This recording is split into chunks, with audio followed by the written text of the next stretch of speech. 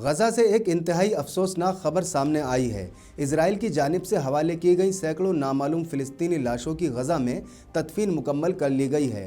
गजा की मुकामी इंतज़ामिया के मुताबिक ये लाशें मुख्तलिफ अस्पतालों और जंगज़दा इलाकों से बरामद की गई हैं। रिपोर्ट्स बताती हैं कि नासिर अस्पताल, अलशिफा अस्पताल के अहाते से 3 से 4 इज्तिमाई कब्रें दरियाफ्त हुई हैं, जिनमें से सिर्फ एक ही कब्र में 352 लाशें मिली हैं। कई लाशों पर बंधे हुए हाथ, जलने के निशानात, टैंकों के नीचे दबे होने के आसार भी पाए गए हैं।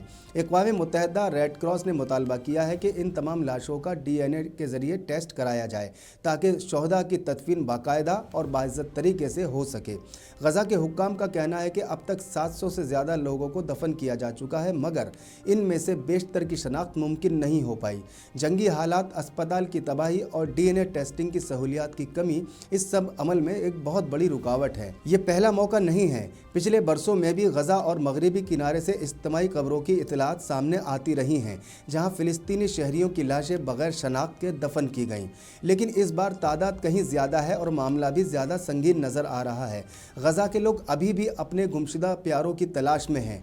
ये मंजर सिर्फ एक तदफीन नहीं, बल्कि एक पूरी कौम के ज़ख्मों की याद दहानी है, जो इंसाफ, शनाख्त और सुकून के मुंतज़िर हैं।